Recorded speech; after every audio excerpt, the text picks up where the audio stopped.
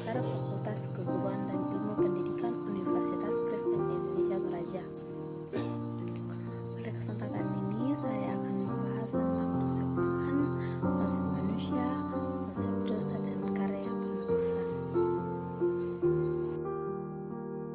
Ya, yang pertama yaitu konsep Tuhan. Konsep Tuhan itu terbagi menjadi tiga, yaitu pertama pernyataan Tuhan, yang kedua Allah Tritunggal, dan yang ketiga hakikat Tuhan Allah. Ya, pernyataan Allah itu terbagi menjadi dua, yaitu wahyu umum dan wahyu khusus. Wahyu umum adalah di mana Allah menyatakan dirinya kepada manusia atau kepada semua orang di setiap waktu dan di segala tempat. Contohnya melalui alam, sejarah, dan kesadaran hati. Kemudian wahyu khusus. Wahyu khusus adalah di mana Allah menyatakan dirinya kepada semua orang secara spesifik di suatu waktu. Contohnya melalui Tuhan Yesus Kristus dan juga melalui Alkitab. Ya, meskipun banyak pendapat mengenai perbedaan penyebutan kata Tuhan dan Allah yang sering kita dengarkan dalam kehidupan sehari-hari kita, namun kita menyetujui bahwa ketika kita mengatakan atau menyebut kata Tuhan dan Allah, kita memaknai bahwa ia merupakan pribadi yang berkuasa atas alam semesta yang disembah oleh semua orang. Allah orang Kristen adalah Allah yang hanya mau dikenal dan disembah sebagai Bapa, Putra, dan Roh Kudus. Allah yang sejati adalah Allah yang Tritunggal atau Allah Trinitas. Iman kepada Allah Trinitas ini merupakan salah satu keunikan iman Kristen yang membedakannya dari iman agama-agama lain. Ya, kemudian Allah Tritunggal. Allah Tritunggal ini terdiri dari Bapa sebagai pencipta, Putra sebagai penebus, dan Roh Kudus sebagai penghibur. Meskipun terdiri dari tiga pribadi, tetapi tetaplah satu dan tidak ada Allah yang lain. Hal ini dijelaskan dalam Alkitab melalui kitab Yesaya pasal 45 ayat 5, berbunyi seperti ini. Akulah Tuhan dan tidak ada yang lain, kecuali aku tidak ada Allah. Aku telah mempersenjatai engkau, sekalipun engkau tidak mengenal aku. Kemudian hakikat Tuhan. Hakikat Tuhan itu terbagi menjadi dua, yaitu bahwa Allah itu hidup, di mana dikatakan bahwa Allah itu nyata dan Allah itu hidup. Kemudian Allah itu kekal. Allah itu kekal berarti bahwa Allah itu sepanjang masa dan senantiasa tetap ada. Ya, materi yang kedua yaitu konsep manusia. Konsep manusia terdiri dari 5 bagian. Yang pertama yaitu asal-usul manusia Toraja. Yang kedua, manusia menurut agama Hindu. Yang ketiga, manusia menurut agama Buddha. Yang keempat, manusia menurut agama Islam. Dan yang kelima, manusia menurut Alkitab. Ya, yang pertama yaitu asal-usul manusia Toraja. Pembetul atau sang pencipta menuntun aluk yang dinamakan sukaran aluk. Ya, di mana sukaran itu merupakan aturan dan aluk adalah agama. Bersamaan dengan itu, diciptakan nenek manusia yang pertama bernama Datulauku. Ya, di mana Pengutu menciptakan segala isi bumi ini dan menciptakan 8 unsur atau makhluk di atas langit melalui suatu tempat ciptaan yang disebut Saung Sibarung.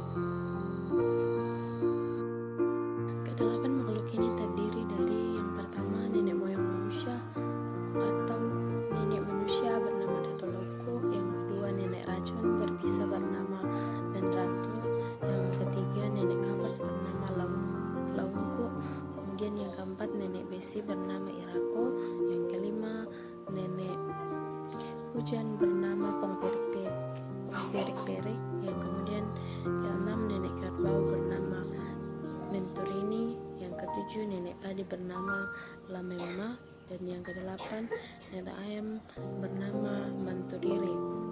Ya, setelah Puang Matua menciptakan kedelapan makhluk tersebut, maka nenek moyang pertama ialah Datu Lauku atau nenek manusia, disebut sebagai Datu Lauku, dibekali dengan sukaran aluk yang kemudian dikenal dengan aluk Sandapituna, dengan tujuan agar sukaran aluk dapat dilaksanakan untuk memuliakan dan memuja Puang Matua yang selanjutnya dapat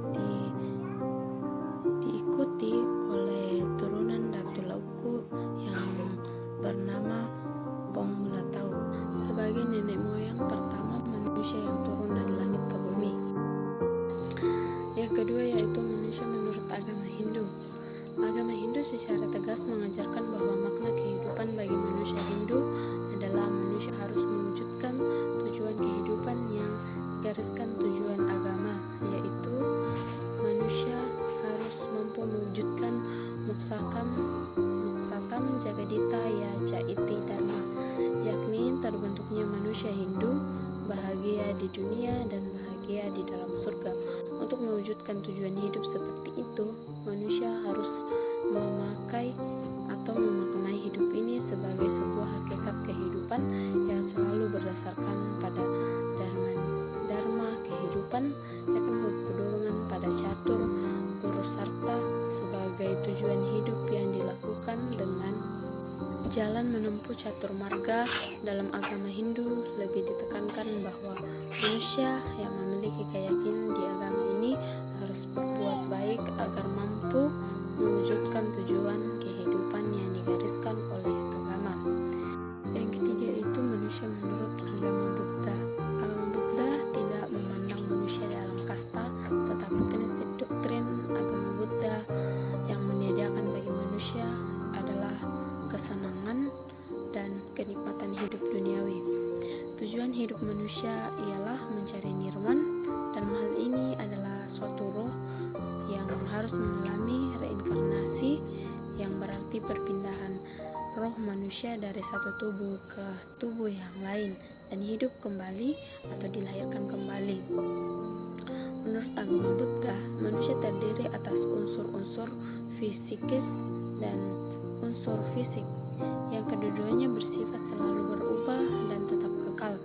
Dalam agama Buddha, nilai aku tidaklah ditentukan oleh kebendaan atau segi kepercayaan, melainkan oleh praktek kehidupannya. Manusia memiliki kemauan bebas untuk berpikir, berbicara, dan bertindak. Yang keempat yaitu manusia menurut agama Islam.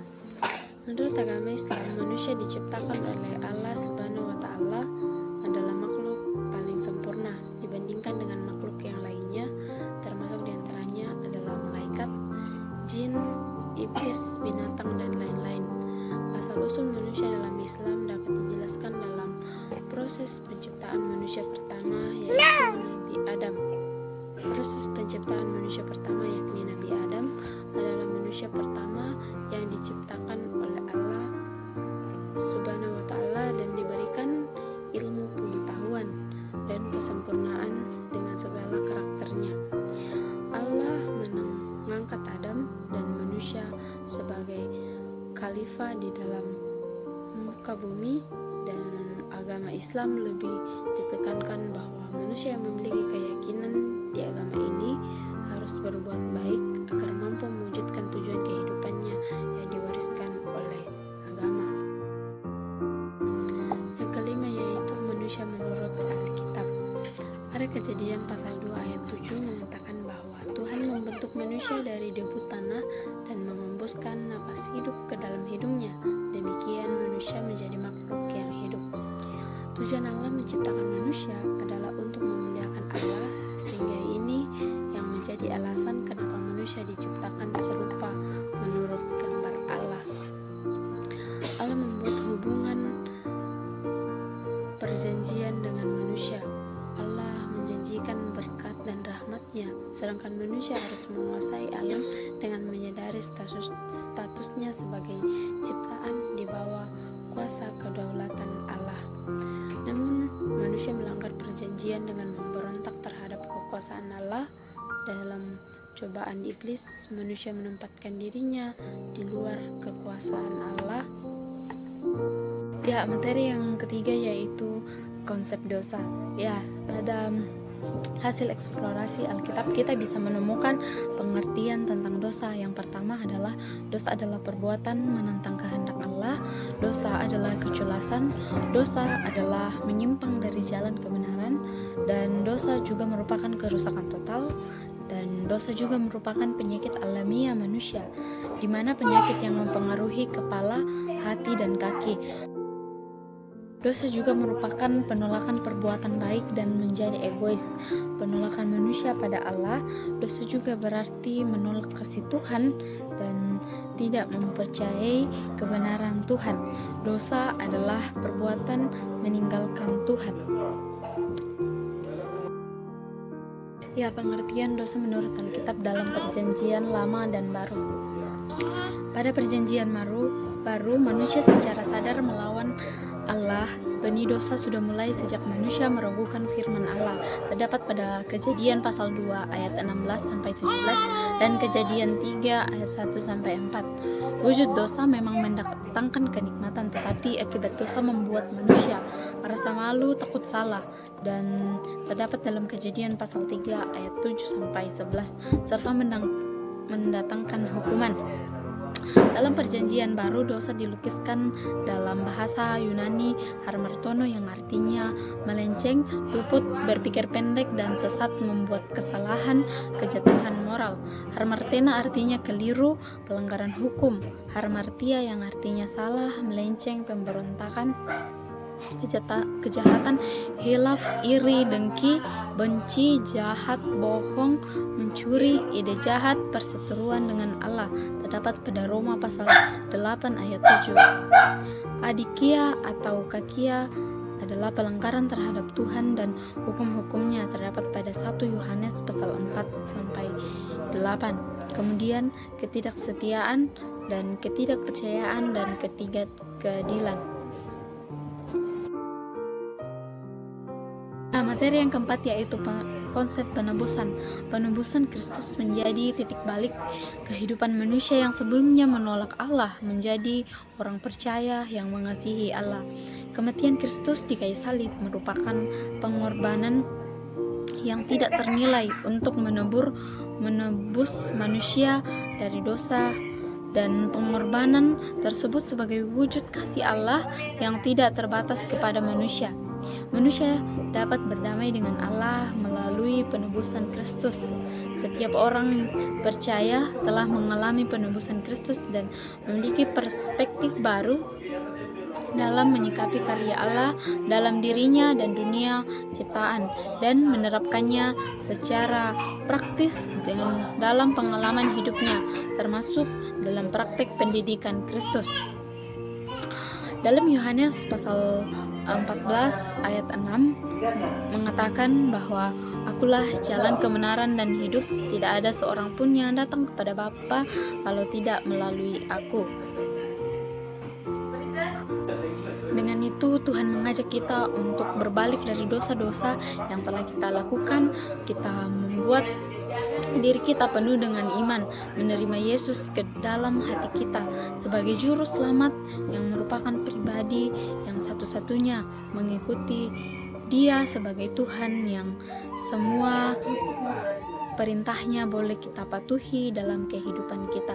Sekian dari materi saya. Mohon maaf jika ada kesalahan kata.